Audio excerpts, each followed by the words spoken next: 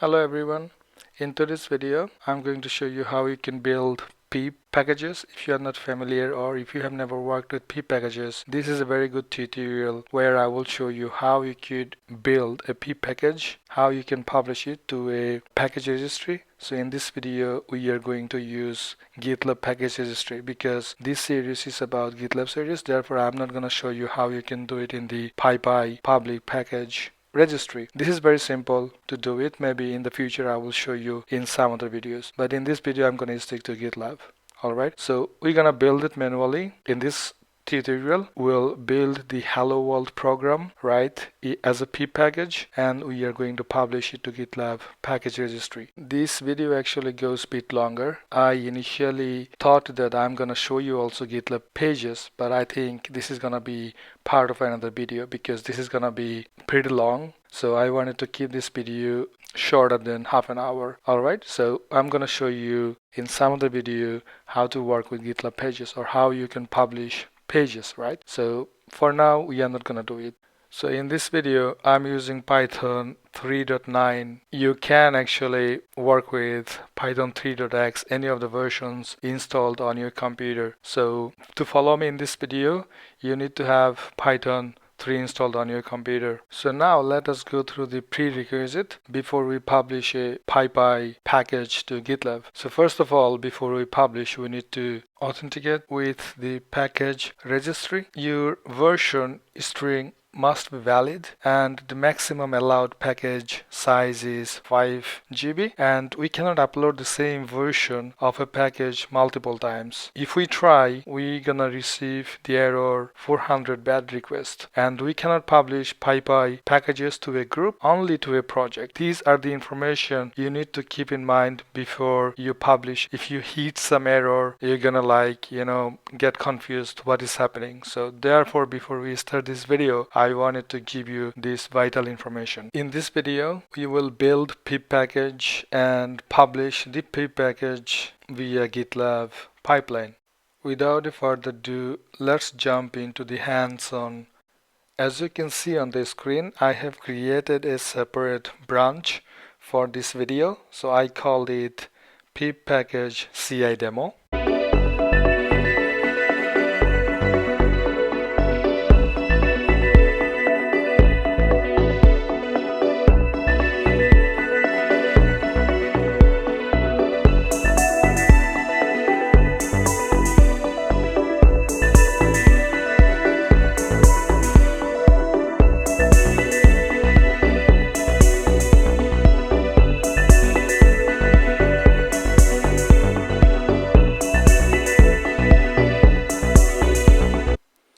First of all, at the root of our project, I created a directory called my first PyPi package, and under it I created a file called greetings.py. So this is going to be a very simple hello world program because our main intention in this video to learn how to build a package, a pip package, not to show you how you could write or how you could code in Python, right? So that's not the intention. I just wanted to make it clear. So we have a function which is called greetings, and this function actually prints out hello from GitLab. When we call this function, this is going to output hello from GitLab. So this is very simple, nothing fancy, just 2 lines of code here. We are going to create one more file called init__dot_py. In Python version 2 this was required, but in Python 3 this is not required. But I still wrote it here, but this is not actually required. So what this means is that __init__.py, it means that this is a package directory, right? So for example, if we remove the __init__py file, Python will no longer look for submodules inside the directory. So attempt to import the module will fail. Alright, so this is not the case for Python 3 anymore because this was used in Python 2. So if you are watching this video, you do not have to create __init.py setup.py file. Alright, so I opened up the shell for it. As you can see, my Python version is 3.9.6 here on my computer, and I'm gonna call these greetings, and this is gonna print out hello from GitLab, right? I could also do that just running the greetings.py file on the console. Alright, so this is just a way of showing it to you. There are multiple ways you could just run the program. Okay, so we have managed to write the program, very simple program. So we have finished the first task from our agenda, right? So let's check mark this one. So we have written the simple hello world program basically.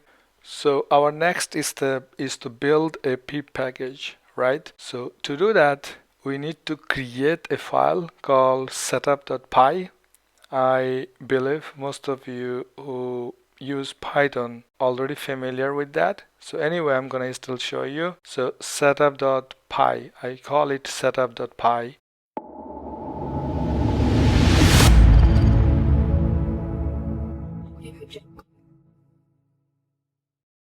Before I go any further, I wanted to show you how you could find information about Python setup.py file information. So this is the official documentation from python.org. So you could go and grab this one as well to build the pip package. Alright, so you can scroll past and read out the information provided in the official documentation, but in this video, I'm gonna do slightly differently than what is shown in the Python official documentation. Alright, so first of all, we're gonna need setup tools, right? So you're gonna, from setup tools, we are going to import setup and find packages. So this is what we need. Alright, so this setup will have a couple of information. So first of all, name, version, I call it 1.1.0, author, email address, right? A lot more information will come here about the packages. So the name, in the name, what you see is going to be exactly the name of your package when you publish it. Alright, so put the suitable name related to your package. License, I put MI license. In the description, I put a demo pip package for Gitlab CI, which is not really relevant to this program, but yeah, this is a demo, so it's absolutely fine. Alright, in the package, because we have imported find packages, so instead we could use find packages instead of putting pip package demo the way I have it here. So alternatively, you could write it this way. So I could, this is a function, so I could call it here. Alright, so package find packages. So if we open up the Python shell and if we import setup tools, and here you can find list of options available to use. So from here we are going to use find packages. Alright, this is what we are using right here. So people who use Python, they already know how this works, right? So I'm going to show you in the shell basically why we have given the parentheses. Okay, so when I open up the Python shell and I import setup tools, and setup tools dot, once you press in, it will give you all the suggested options that it has. So as you can see here, find packages is a function. Okay, so this is why I have the parentheses. So if you have wondered, this is how you can verify. So in the classifiers, I'm going to put Python 3.9, GitLab demo, cross-platform, just some dummy information for now. And this is pretty important to write. Python requires, which version of Python do you require to run this program? Okay, so I'm saying, okay, minimum Python 3.5 is required to run hello world, for example. So this is kind of like dependency on the Python version to run your pip packages. So for example, if someone wants to use your pip package, right? So he or she needs to have Python 3.5 installed minimum version in his computer. Okay, so this is the command we are going to run to build the pip package. So command is Python 3, then the location of setup.py. So setup.py is under my first py package directory, and I'm gonna pass in sdist, which is called source distribution, and vdist is the built-in distribution. Okay, so source distribution means that it's gonna build the tar file, as you can see. So this is why you have the source code. Okay, On the other hand, bdist create the wheel file. So the file you see with the extension WHL. Okay, so there are two different types of, I would say, primary distribution types in use today, so both of which you have seen just in that command I used. So one is build distributions, which is bdist. The other one is source distribution, which is sdist. So source distribution is the simpler of the two types of distributions. Intuitively speaking, and sdist is very similar to source code, the code we have just written. Okay, so therefore sdist will not include platform specific binaries. In terms of built distribution, it is also referred to bdist is more complex than an sdist. Okay, so bdist creates a distribution containing .so, .dll, .dyleave for binary modules. So the second one we have just checkmarked. So we're gonna do the same thing, right? So we will build the pip package and publish it, because right now we have not published, we have just built it manually using the terminal. Okay, so in the CI pipeline we are going to build and publish automatically. If you have not created a personal access token, you can create one, and if you don't know how to do, I have just showed in another video as well in details, so you can go to my previous video to learn how to do it. Alright, so in the package registry right now you can see it's completely empty. I have 0 packages. It's because I have never used it. Alright, so if you have published any packages, then you're gonna see the list of packages on that section. In my case, I see 0 is because I have not created any. So let me clean up some of the generated files, right?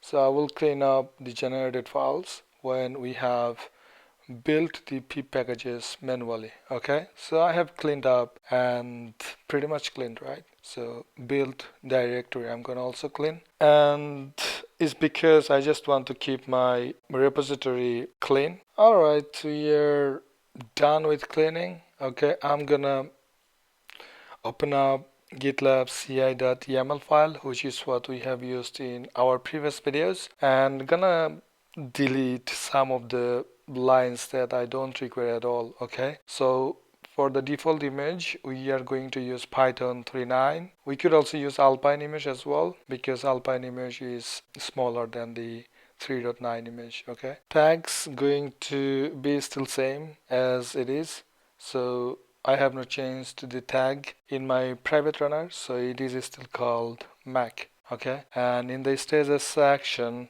we are going to keep probably 2 stages, one for build and one for publishing the pip packages. The pages, I'm gonna remove pages because pages is not going to be part of this tutorial as we talked about earlier in this video. Okay, so before script we want to check the version of Python. We already know is the Python version 3.9, but I just wanted to show you more information, so therefore I put the Python version in line number 12. In line number 13 we are going to install virtual env, and line number 14 is going to create a virtual env. Okay, so if you are familiar with Python package manager, you know there are a couple of them like pipenv, p3, virtual env. So in this tutorial I'm going to virtual env. If you want to use py3 or pipenv, go ahead with that. Use a different package manager as you wish. Okay, so in this video I'm going to use virtual env. Line number 15 is going to activate the virtual environment that we have just created on line number 14. Okay, so this is going to be part of before script. In the previous video I have shown what before script does. Okay, so before script is going to be executed before running the main script. Okay, so line number 17 is the job. Okay, so the job we call build and publish pip packages, just a name that I came up with, and the stage is going to be build and deploy stage. So this job is going to be part of build and deploy stage, and in the script section we are going to do the main work for building our pip package. Okay, on line number 17 you could write the job name Pythonic way, right? For example, build underscore and underscore publish underscore pip underscore package, or build hyphen and hyphen publish. But I also wanted to show you line number 17 that way I have written without underscore or hyphen. It also works, okay? But it is recommended to use YAML as Pythonic way. On line number 20, as you can see, I did not write Python 3, I wrote Python. So in the Python 3.9 Docker image, the one we are using is Python 3 is the default version. Okay, so therefore we do not have to use Python 3.9 or Python 3, so we can just write Python. Okay, we are going to write exactly the same command that we have written when we have tested on our local computer. If you do not want to use the asdist, that's also fine, but the best practice is actually you build both of the types. So we will need another pip package to upload our pip package. So we are looking for Twine. So if you look at the description, it says collection of utilities for publishing pip packages. Okay, so we are going to install Twine. If you are more interested about that package, you can read up a bit more on the official documentation. So I'm not gonna go more than that because we don't have more to talk about in this tutorial about Twine. Okay, so on line number 22 we're gonna write Python -m, and m means module, and our module is going to be Twine, and we're gonna pass upload and upload to repository URL. Okay, so this is the flag we need to pass in, and the repository URL address. So to find the address, we need to go to our Gitlab Package Registry. Okay, so here this is the location where we want to upload our packages. Okay, so to do that, we are gonna look for Gitlab predefined variables, and this is where we will get the predefined variable. And from here, if you look for CI API underscore version 4 URL, so it says that Gitlab API version 4 root URL. So this is the variable we are going to use here. Okay, so I have the plugin installed. This is why I get prompted all the options. So we're gonna, because this is gonna give you the root of the project. Okay, if you look into the description, it will give you the root of this project, and then we're gonna go for another variable called CI project ID after projects, and this is gonna give you the project ID. Okay, so CI API version 4 URL, that's one variable we need. The second variable we need CI project ID. Okay, and slash packages slash PyPi. So this is the URL that we are building to upload packages. Project ID. So this project ID you do not have to pass in. If you want to hardcode, you can put it there, but we are not going to hardcode it. Anyway, let me show you how you can find the project ID. So to do that, we need to go to our project. Right, so our project is Gitlab tutorial, and right under you can see project ID. So you could copy and paste it here. I don't want to hardcode anything. I just want to use the predefined variable. It will make my life more easy. And we want to upload dist, right? And /star. So we want to upload the dist folder and everything actually under all the files and folder under dist. Okay. So if you want to put only the wheel file, you could actually do that as well. So in this case, I'm just going for that particular directory. And we could also use artifacts. So artifacts are basically the files. Okay.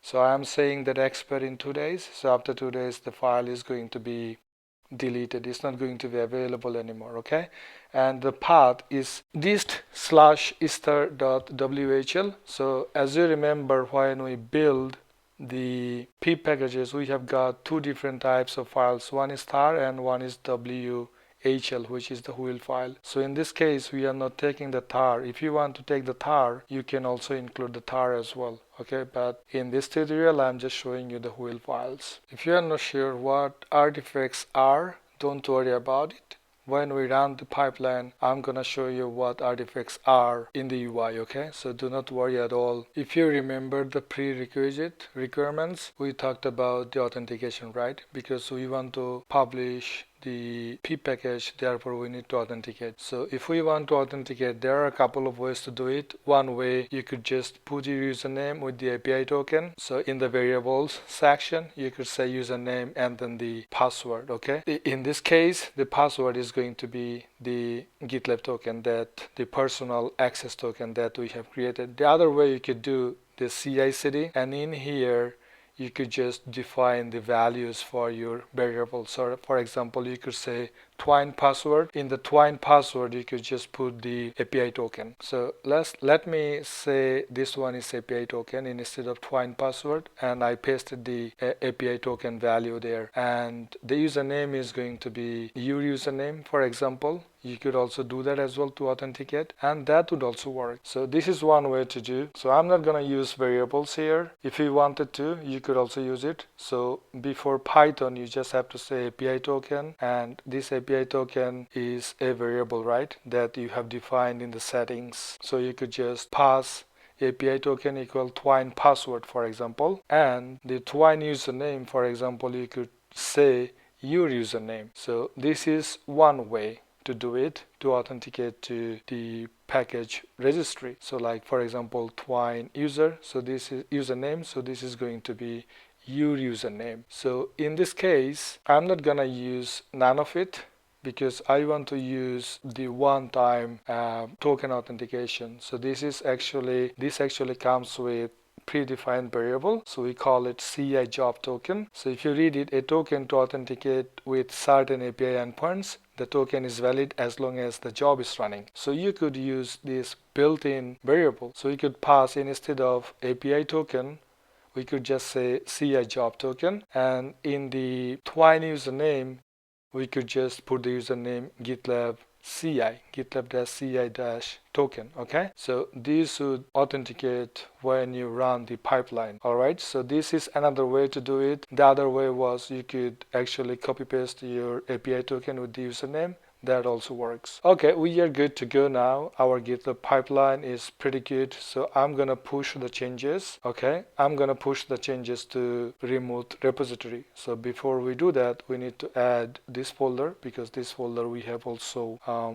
need, right, to be part of our code base. All right, so these are the PyPi file. You don't really need them. You could also delete them. It's because when you run the program, it will generate those PyPi files. Okay, so we're gonna push our changes. So this is a brand new branch. So git add -u will add all the updated files. Okay, and my first PyPi package folder is not going to add, so we need to run git add and then the folder, right, the path of the folder. So now I put the dot. That caused some issues because I don't have a git ignore file. It has also added the PyPi files, which is what we should not push to upstream repository. So this is a demo, so I don't really care at this point, but just to let you know, use git ignore file and put ignore PyPi files. So therefore when you run git add dot, is not going to add those files. Okay, so this is the way you could avoid it, instead of every time you just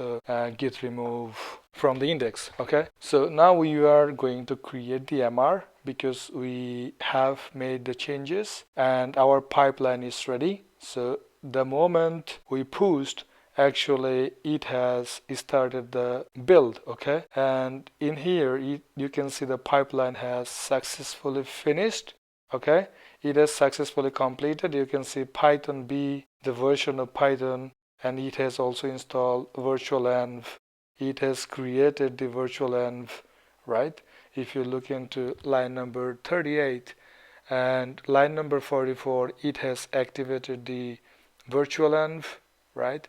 And line number 45, it has actually started building the pip file. Okay, so line number 85, you can see it has installed Twine pip package, and line number 144, it has uploaded the pip file successfully. Well, you can see the wheel file and the size of the file as well. Okay, and if you look into the browse section, we talked about dist because that's the directory, right? And under the directory we said that only take the wheel file. So this is why in the artifacts, if you look into now here, this is why we said start.will. So under dist directory, we only want to store will artifact for 2 days. Okay, after 2 days, this is going to be automatically removed by GitLab. So we do not have to do anything. If you click here, you can see a lot more information. For example, how you can install this particular package. So when you install, since it's a private repository, right? This package registry is private, so it's not public. So therefore, you need to authenticate. So if this was made public, we do not need to authenticate. We could just say pip install and the package name. Here you can see the tar file and the wheel file, because when we build it, we say that we will build 2 different versions. So this is self-explanatory because it gives you the instructions how you could install it, and in the registry setup how you could, what content to put .py rc file, right? And you can get more information about those 2 particular files.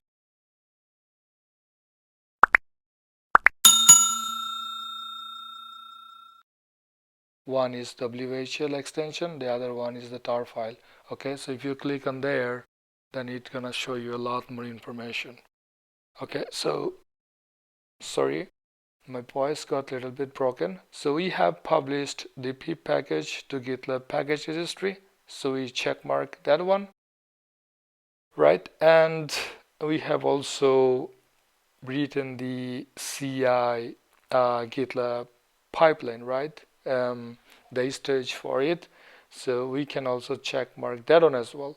So now we have published our pip package, and this is the time to show you how you could actually install it on your computer or let's say on your project. So I'm gonna paste the instructions right here. So the instruction says that pip install pip package demo is basically the package name, and then the extra index URL. So if you are actually downloading a package from private registry, then you need to actually put the URL. Okay, and in the URL I'm gonna embed the username and then the password.